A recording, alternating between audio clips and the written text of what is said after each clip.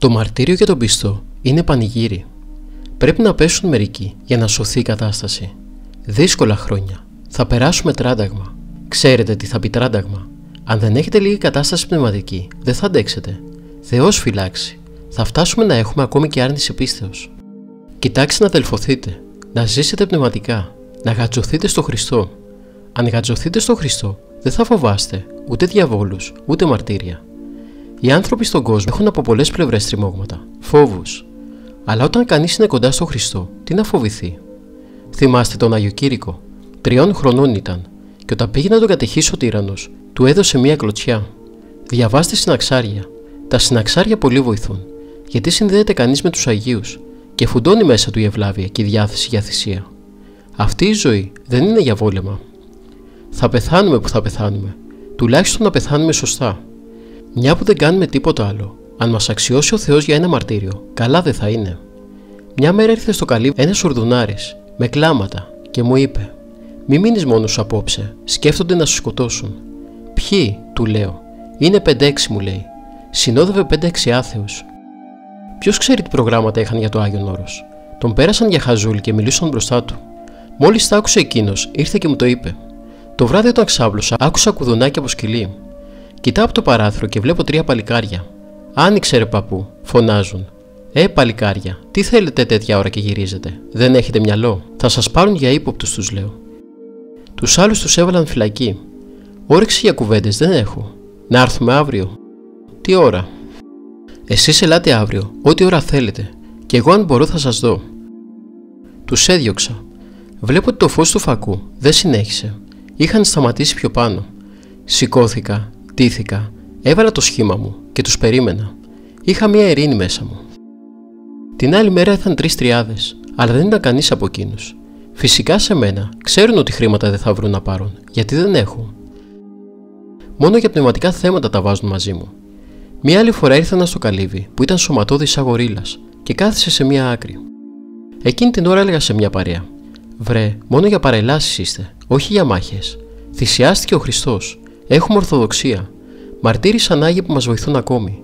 Αν δεν είχαν πέσει αυτοί, ποιος ξέρει τι θα ήμασταν?» Όλα αυτά τον είχαν εξοργήσει. Ερχόταν, έφευγε ο κόσμος. Αυτός καθόταν εκεί. Είχε το σκοπό του.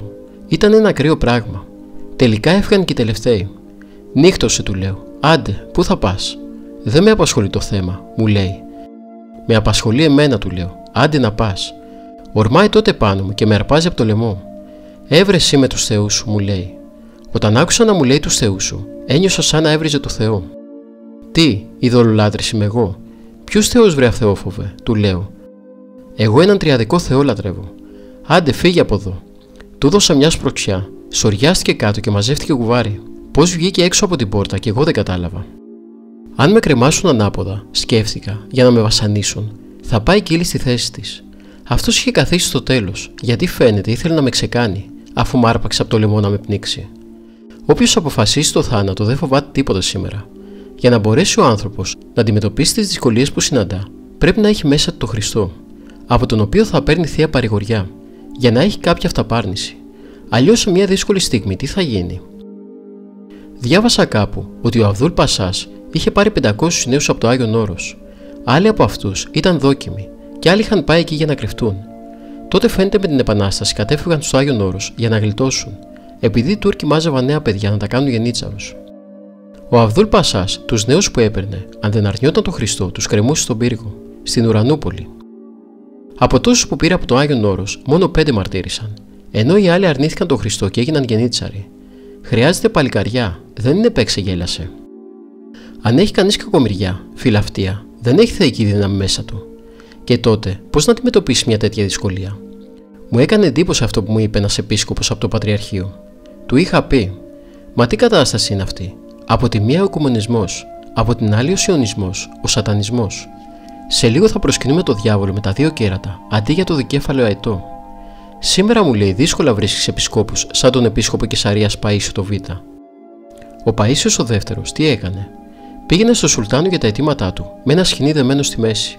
Αποφασισμένος δηλαδή να το κρεμάσουν οι Τούρκοι. Σαν να έλεγε στο Σουλτάνο: «Μην ψάχνεις σκοινί και χαζομεράς. Άμα θέλεις να με κρεμάσεις, έτοιμο το έχω το σκοινί». Για τα δύσκολα θέματα αυτόν έστελνα στο Σουλτάνο. Πολλές φορές γλίτωσε το πατριαρχείο σε δύσκολες περιστάσεις. Στα γεράματά του τον έβαζαν επάνω σε ένα άλογο μέσα σε ένα κοφίνι. Έβαζαν και ένα άλλο κοφίνι με βάρος από την άλλη μεριά και τον πήγαιναν στην πόλη.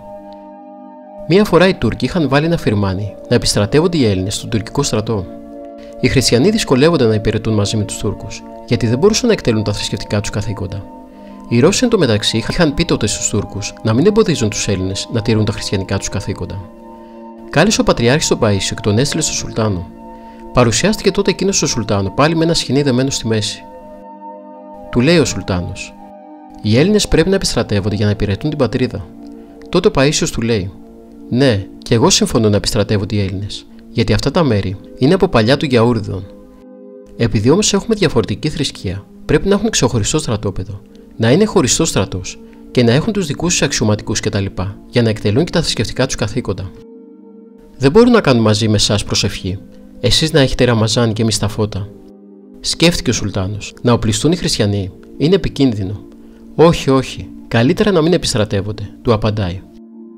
Μία άλλη φορά, οι Αρμένοι ζήτησαν από τον Σουλτάνο να τους δώσει τον Μπαλουκλή και κατάφεραν να πάρουν την έγκρισή του.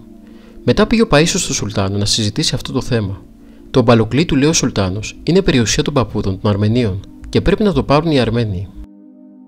«Ναι», του λέει ο Παΐσιος, «πρέπει να το πάρουν, γιατί όταν γνωρίζουμε ότι ένας τόπος είναι περιουσία των παππούδων μας, πρέπει να τον παίρνουμε. Δώστε μου ένα έγγραφο να υπογράψω κι εγώ για τον Μπαλουκλή, γιατί ήρθα ως αντιπρόσωπος του Πατριαρχείου». Υπέγραψε κι αυτός. Ύστερα βγάζει ένα φλουρί Κωνσταντινάτου και λέει: «Να πάρουν λοιπόν οι Αρμένοι τον Μπαλουκλή, αλλά και εμείς πρέπει να πάρουμε την Αγία Σοφιά, γιατί είναι δική μας, είναι των παππούδων μας και πρέπει να μας τη δώσετε». Και δείχνει το Κωνσταντινάτο φλουρί. Είχε πάρει μαζί του και έναν από τους αξιωματούχους Ρώσους που είχαν έρθει τότε στην πόλη με ένα καράβι, για να έχει και μάρτυρα. Οπότε ο Σουλτάνος βρέθηκε σε δύσκολη θέση και ανακάλυψε την απόφαση για τον Μπαλουκλή. «Όχι, όχι, είναι δικό σας το Μπαλουκλή», του είπε ο Σουλτάνος. Γιατί έπρεπε να ανακαλέσει την απόφαση για τον Μπαλουκλή ή να δώσει στους Έλληνες την Αγία Σοφιά. Βλέπετε πως τους έφερνε σβούρα. Και αυτό γιατί είχε αποφασίσει το θάνατο. Αν δεν αποφασίσει κανείς το θάνατο, τίποτα δεν γίνεται. Όλα από εκεί ξεκινούν. Η άρνηση πίστεως με μαρτύριο εξηλαιωνόταν. Σήμερα οι πιο πολλοί θέλουν να βγάζουν οι άλλοι το φίδι από την τρύπα. Εντάξει, δεν το βγάζουν αυτοί, αλλά τουλάχιστον ας πούν: «Προσέξτε, μήπως είναι κανένα φίδι εκεί πέρα», ώστε να προβληματιστεί ο άλλος. Όμως ούτε αυτό κάνουν. Αν ήμασταν εμείς στα χρόνια των μαρτύρων, με τον ορθολογισμό που έχουμε, θα λέγαμε: «Το Θεό τον αρνούμε απ' έξω, όχι από μέσα μου, γιατί έτσι θα μου δώσουν την τάδε θέση και θα βοηθάω και κανένα φτωχό». Τότε λιβάνι να έρθναν στη φωτιά των ειδόλων, η Εκκλησία δεν τους κοινωνούσε, ήταν μετά προσκλέοντες. Αυτοί που αρνιόταν τον Χριστό έπρεπε με μαρτύριο να ξυλώθουν. Ή στην εποχή της οικονομαχίας, τους έλεγαν να κάψουν ή να πετάξουν τις εικόνες, και αυτοί προτιμούσαν να μαρτυρήσουν παρά να τις πετάξουν. Εμείς, αν μας λέγαν να πετάξουν μία εικόνα, θα λέγαμε: «Ας την πετάξω αυτή, είναι της Αναγεννήσεως, θα κάνω αργότερα μία Βυζαντινή». Από το βιβλίο του Αγίου Παϊσιού Αγιορείτου, Λόγοι Β, Πνευματική Αφύπνιση, σελίδα 128.